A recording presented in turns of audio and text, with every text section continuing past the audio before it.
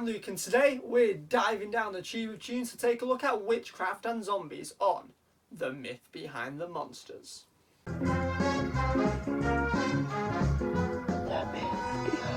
myth behind the monsters.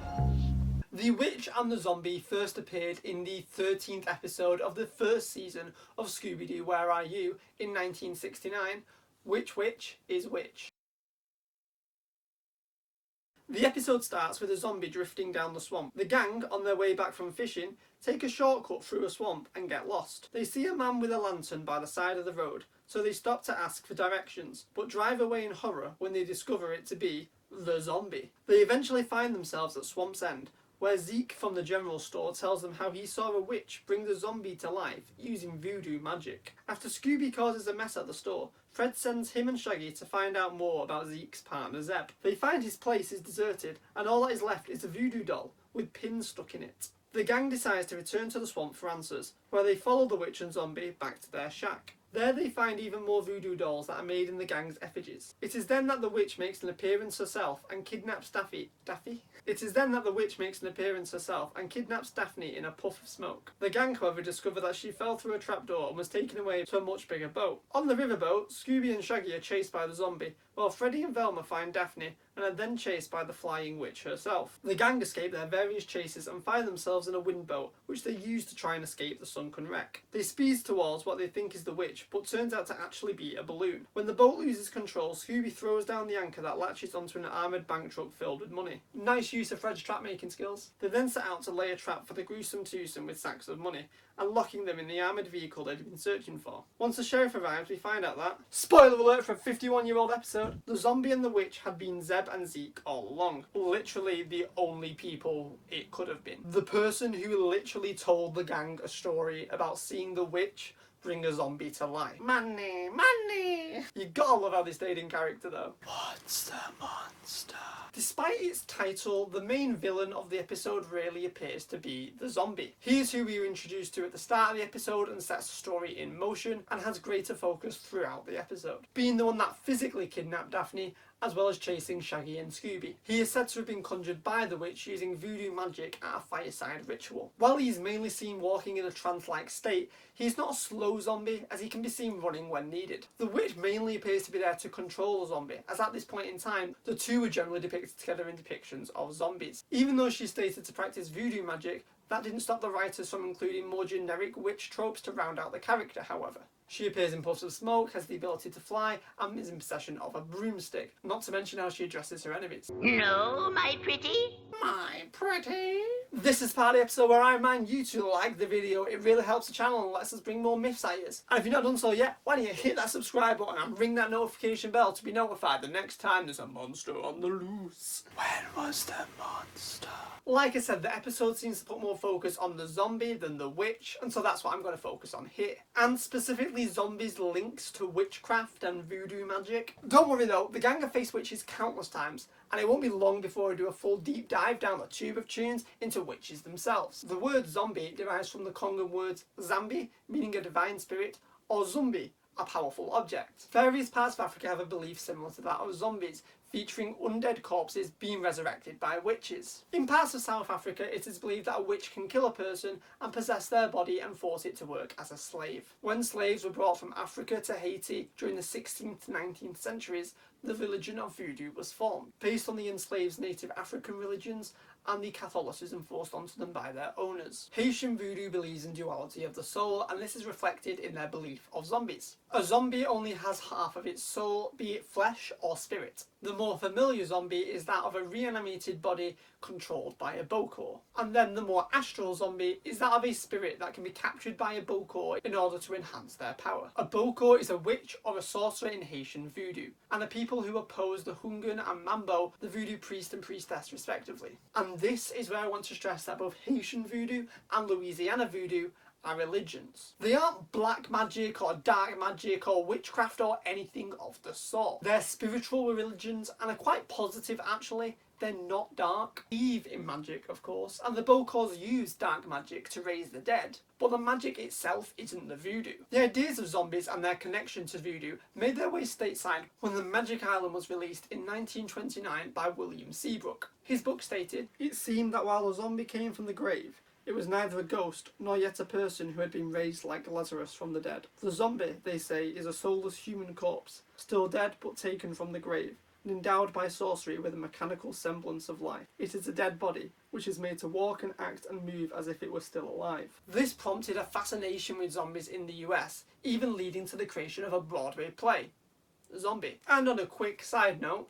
voodoo dolls. A version of voodoo dolls have been around for thousands of years, with examples found in Akkadian texts, ancient Egypt, and Mesopotamia. However, their connection to voodoo is actually more recent. Neither the Haitian voodoo or Louisiana voodoo religions formally include the dolls in their practice. However, dolls have been sold as forms of pwen or gree-gree in those regions to tourists who take a somewhat superficial interest in those religions. Nowadays, New Orleans is filled with tourist traps selling the dolls, but this is something that actually dates back to the 19th century when so-called voodoo queen Marie Laveau used to sell them. The linkage of them specifically to witchcraft comes from Europe in the Middle Ages, when they would actually be used to ward off witches by sticking pins in them, as opposed to actually being used by the witches themselves. Why was the monster? After the success of Universal's Frankenstein and Dracula in 1931, Hollywood wanted to make more monster movies, and so they looked to Seabrook's The Magic Island for inspiration. The White Zombie was released in 1932 and is widely regarded as the first zombie movie.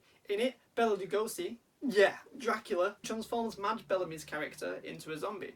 After all, what's scarier than a slave that's white and not black? Yeah, it's safe to say that this film and the whole zombie genre that surrounded it was pretty racist, stemming from the misinterpretation of a black religion and then depicting the horrors of slavery being forced onto a white caste in a very unself-aware way. This film may also be responsible for associating the voodoo doll with an evil practice in voodoo, as it is featured as such here and is one of the earliest known instances of it. This would lead to many more movies featuring zombies being released, including, but not limited to, a somewhat sequel in Revolt of the Zombies in 1936, The Ghostbreakers in 1940, a remake of the silent films, but includes the addition of zombies as well as the already present ghosts, King of the Zombies 1941, I Walk with a Zombie and Revenge of the Zombies 1943, the former of which is another early instance of the evil voodoo doll, Voodoo Man 1944, Zombies on Broadway 1945, Valley of the Zombies 1946. Then audiences needed a bit of a break from zombie movies, but in 1955 we got The Creature with the Atomic Brain,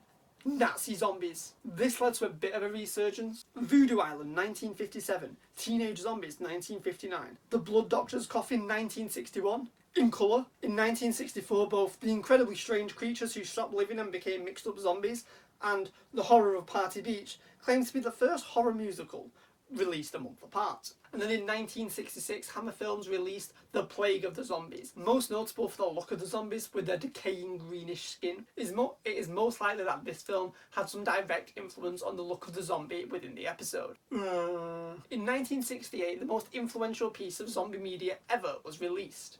Although it isn't super relevant to this episode, in Night of the Living Dead, bodies are reanimated into the undead and devour the flesh of their victims. If they bite or scratch you, you become one. Now this probably sounds much more like a familiar zombie to you, except they weren't. Or at the very least, they weren't intended to be. There's no relation to magic or voodoo or witchcraft of any kind. They aren't being controlled by anyone other than pure instinct. For all intents and purposes, these creatures were not zombies. They were undead, reanimated corpses, sure, but that's about all they had in common. In the film itself, they were referred to as ghouls, although that technically isn't accurate either. Ghouls are actually a type of Arabic demons. They were actually inspired by the vampires featured in the 1954 novel I Am Legend and its 1964 film adaptation, The Last Man on Earth. Here, the vampires are made to be more realistic than most depictions up to that point, with many tropes of vampire fiction having a toned-down, rational explanation. And many of these vampire elements were removed to create the ghouls for Night of the Living Dead. But the undead creatures spreading their contagious disease was kept. So why are they called zombies then? Well, according to director George Romero, it was the reviewers of the film, in particular French magazine Cahiers du Cinéma, who referred to the monsters as such. Eventually the idea caught on, and many films inspired by Night of the Living Dead would call their similar creatures zombies. And then finally in 1979, the film's sequel, Dawn of the Dead, would refer to the creatures as zombies. Which is all well and good, but not very relevant, as the zombie featured in the episode is the traditional voodoo witchcraft zombie. However, it is possible that this film put zombies in the cultural zeitgeist and inspired the writers to use zombies in the episode. Or they could have simply been making their way through classic horror monsters. As for the witch, I think it's pretty clear what she was based on. My pretty. My pretties!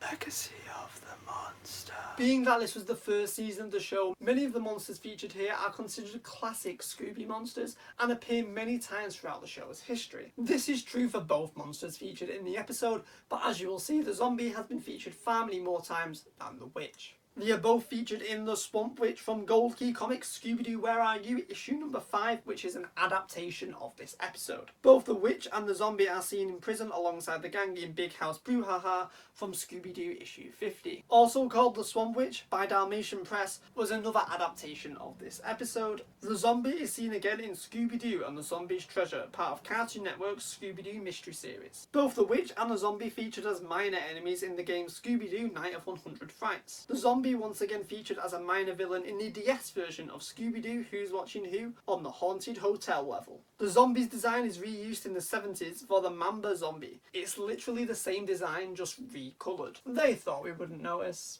but we did. In Night of the Living Dead, the zombie is the disguise of Jabba Jaw. The zombie costume is one of the gang's many past cases seen on display in the Coulsonian Criminology Museum in Scooby-Doo 2 Monsters Unleashed.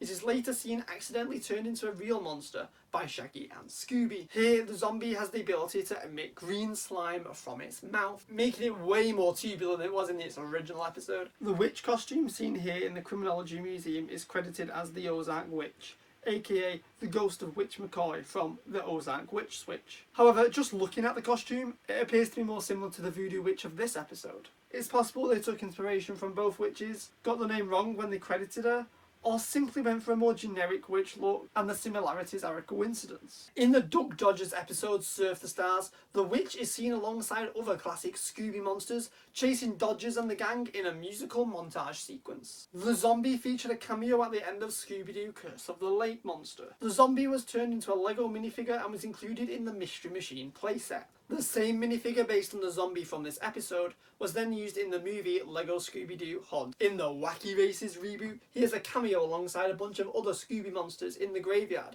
One of the zombies featured prominently in Scooby-Doo Return to Zombie Island seems to be based on, or at the very least lends its colour scheme from this zombie. In Scooby-Doo and Guess Who, the Flash can be seen unmasking the witch alongside many other Scooby-Doo monsters. Although it should be noted that here the person wearing the mask is Simone, a recurring character from the series who is an aspiring clown. And then the zombie is featured in Scooby-Doo and Guess Who's musical episode in the opening number on the gang's career. And then both characters have been featured in various forms of promotional material, concept art, merchandise for the series over the years. Again, the zombie more so than the witch, but both have been there, and the zombie has had countless toys and figurines based on him throughout the years. Thanks for watching this week's The Myth Behind the Monsters. Tune in next time when we take a look at Redbeard's Ghost. What did you think about the zombie and the witch, about voodoo and witchcraft? Let us know down below. Want to stick around and dive down the tube of tunes some more? Well, there's a whole playlist of Myth Behind the Monster episodes to dive down. If you enjoyed this video, please give it a like. It really helps out the channel. If you think anyone you know would be interested in this video, feel free to give it a share. And if you've not done so yet, why don't you hit that subscribe button and ring that notification bell to be notified the next time we dive down the tube of tunes. Coming up next, I'm doing a special episode all about Cyborg to tie into Zack Snyder's Justice League. And then after that, we will be getting to Redbeard's The Myth Behind the Monsters episode. I know I promised that it was going to come out in Scooby just like this episode, and we're already in March, so I'm late on both accounts. I'm sorry about that. And the Tom and Jerry review is also going to be coming afterwards. But don't worry, they are coming. I'm working on them. Do not worry, they're coming out soon. Alright everyone, thanks for watching. Cheers. Thanks for watching Tube of Tunes. If you want more from the channel, hit subscribe. If you want to keep up to date with what's going on, follow us on our socials. Hope you liked it. Cheers. Why can't I talk?